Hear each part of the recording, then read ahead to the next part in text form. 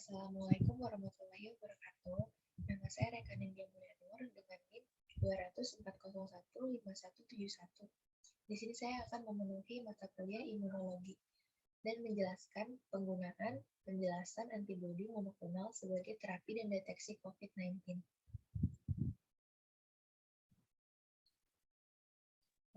Antibodi monoklonal. Antibodi monoklonal adalah antibodi yang diproduksi di laboratorium yang meniru kemampuan sistem kekebalan tubuh untuk melawan patogen berbahaya seperti virus, bakteri, dan jamur.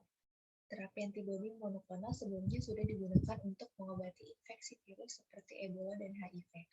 Cara kerja dari antibodi monoklonal adalah dengan mengikat protein spike virus SARS-CoV-2 sehingga mencegah masuknya virus ke dalam sel tubuh dan mencegah infeksi SARS-CoV-2. Antibodi monoklonal secara signifikan mengurangi risiko kematian hingga 72% pada pasien bergejala ringan dan 70% pada semua pasien yang terinfeksi COVID-19. Potensi antibodi monoklonal sebagai pilihan terapi COVID-19 sangat berkaitan dengan berbagai perkembangan teknologi isolasi antibodi monoklonal SARS-CoV-2. Sejak penemuan SARS-CoV-2 ini, berbagai pusat penelitian imunologi di seluruh dunia mulai mengisolasi antibodi monoklonal yang berasal dari sel B dari pasien yang telah dinyatakan sembuh dari infeksi SARS-CoV-2. Antibodi monoklonal juga dapat dikembangkan dari antibodi dari tipus transgenik yang telah diimunisasi SARS-CoV-2. Beragam teknik modern telah memungkinkan proses identifikasi sel B yang mampu menghasilkan antibodi spesifik terhadap patogen tertentu seperti SARS-CoV-2 serta pengumpulan data gen yang menghasilkan rantai berat dan ringan imunoglobulin spesifik yang dapat mengekspresikan antibodi monoklonal. Terapi monoklonal, antibodi monoklonal merupakan protein buatan yang mengikuti atau meniru sistem kekebalan tubuh manusia untuk melawan antigen berbahaya seperti virus. Regdanvimab merupakan antibodi monoklonal rekombinan untuk pengobatan COVID-19 yang didapatkan dari sel darah putih penyintas COVID-19 melalui screening. Regdanvimab menunjukkan potensi paling tinggi dalam menetralisir virus SARS-CoV-2. Terapi antibodi monoklonal khususnya dengan menggunakan regdanvimab sudah dilakukan di beberapa benua dan di negara seperti Eropa, Amerika Serikat, Kanada, Jordan, Saudi Arabia, dan Uni Emirat. Juga ada Arab serta Korea Selatan. Di Indonesia sendiri telah tersedia dengan merek Rekirona.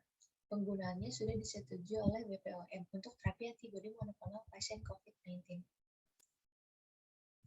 Pemberian pada pasien COVID-19 itu terapi antibodi monoklonal hanya dapat diberikan kepada pasien COVID-19 dewasa yang tidak memerlukan terapi oksigen.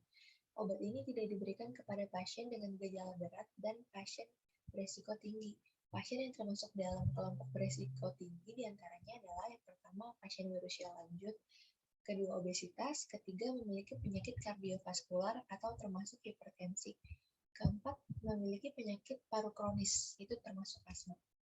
Kelima, diabetes mellitus tipe 1 dan tipe 2. Keenam, memiliki penyakit ginjal kronis yang termasuk pasien dialisis. Ketujuh, memiliki penyakit hati kronis. Dan terakhir, imunosupresi. Berdasarkan penilaian dokter, terapi kanker, transplantasi sumsum tulang belakang dan organ, imunodefisiensi HIV atau AIDS, sickle cell anemia, thalassemia, dan penggunaan obat imunosupresan jangka panjang. Mekanisme kerja monoklonal. Para ilmuwan menggunakan sel B terisolasi untuk menciptakan kembali antibodi monoklonal di laboratorium. Ini dapat diproduksi secara massal dan diberikan kepada orang-orang melalui infus. Antibodi monoklonal menargetkan antigen spesifik pada virus atau bakteri. Jadi, pengobatan ini berbeda dari plasma konvalesen yang mengandung banyak antibodi yang menargetkan antigen yang berbeda. Sebagian besar antibodi monoklonal yang dikembangkan untuk mengobati COVID-19 menargetkan protein lonjakan yang digunakan virus corona, SARS-CoV-2, untuk masuki sel inang. Dengan mengikat protein spike, antibodi monoklonal dapat membantu mencegah virus menginfeksi sel manusia. Penelitian menunjukkan bahwa antibodi monoklonal tertentu dapat mengurangi risiko rawat inap dan kematian pada orang dengan COVID-19 tanpa gejala atau ringan. Para ilmuwan juga melihat apakah perawatan ini dapat mengurangi risiko seseorang dengan COVID-19 menularkan virus ke orang lain di rumah mereka. Perkembangan teknologi antibodi monoklonal COVID-19. Sejumlah teknologi perkembangan antibodi monoklonal terhadap SARS-CoV-2 telah dilakukan dan membuat terapi ini semakin dipertimbangkan untuk penanganan COVID-19. Wang et al. Mengemukakan kandidat antibodi monoklonal yang berasal dari manusia dengan kemampuan menetralisir SARS-CoV-2 secara in vitro. Antibodi monoklonal berkode 47D11 ini mengikat seluruh komponen protein spike pada SARS-CoV dan SARS-CoV-2. Pada penelitian tersebut, perbaikan klinis cukup terlihat dalam beberapa hari sejak pemberian tocilizumab yang dibuktikan dengan penurunan kebutuhan oksigen pada 75% pasien. Selain itu, 80% pasien menunjukkan penurunan kadar C-reaktif protein hingga batas normal setelah pemberian tocilizumab. Walaupun hasil penelitian ini terlihat menjanjikan, bukti non-vokal dari penelitian lanjutan dengan desain uji klinis acak dengan penyamaran dan disertai kelompok pembanding relevan perlu dilakukan untuk menegaskan manfaat dan keamanan tocilizumab pada pasien COVID-19. Pada studi pertama, LY COVID-555 akan diuji efektivitas dan keamanannya dalam modifikasi respon imun pajamu terhadap infeksi SARS-CoV-2 pada situasi rawat jalan. Aktif 2 menggunakan metode transisi langsung dari desain uji klinis fase 2 ke fase 3 yang dikendalikan oleh kecepatan perekrutan dan hasil penelitian sementara. Pertimbangan penggunaan antibodi monoklonal.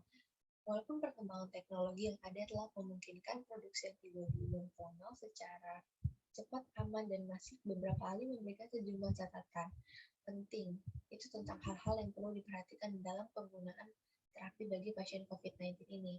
Pertama, penggunaan antibodi monoklonal tidak selalu memberikan efek yang signifikan terhadap keluaran klinis pada COVID-19. Derajat berat seperti ditunjukkan pada penggunaan antibodi monoklonal terhadap infeksi influenza dan respiratory syncytial virus atau RSV. Kedua, desain antibodi monoklonal harus cukup spesifik untuk menghentikan masuknya virus dan replikasi virus, guna mencegah efek yang tidak diharapkan pada jaringan non-target yang berpotensi menimbulkan gangguan fungsi organ. Ketiga, pengawasan ketat selama penggunaan antibodi monoklonal yang diterapkan dalam protokol penelitian harus dapat pula dilaksanakan dalam situasi klinis nyata guna memantau risiko efek samping seperti peningkatan kekebalan imbas antibody-mediated enhancement. Kriteria kandidat ideal terapi antibodi monoklonal COVID-19.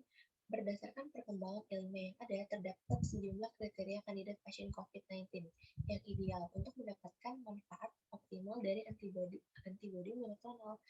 Bila antibodi monoklonal tersebut cukup efektif dan aman untuk digunakan pada pasien COVID-19, setidaknya ada 3 kriteria populasi ideal yang akan merasakan manfaat dari terapi ini.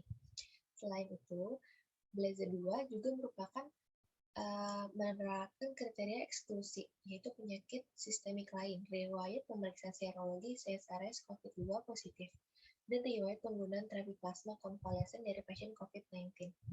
Dengan kata lain, dengan perkembangan ilmu yang ada, terapi antibodi mungkin belum dapat diterapkan pada individu yang diduga COVID-19 tanpa hasil RT-PCR positif atau individu sehat dengan hasil rapid test antibodi SARS-CoV-2 positif tanpa disertai gejala klinis infeksi saluran nafas atau pneumonia. Ketiga, terapi antibodi monoklonal juga berpeluang untuk digunakan pada individu di bawah 18 tahun yang baru didiagnosis COVID-19 dengan gejala progresif dalam waktu 12 hari terakhir dan memenuhi kriteria hospitalisasi untuk pemantauan lebih lanjut secara medis. Kurang lebihnya segitu penjelasan dari saya. Kurang lebihnya mohon maaf. Wassalamualaikum warahmatullahi wabarakatuh.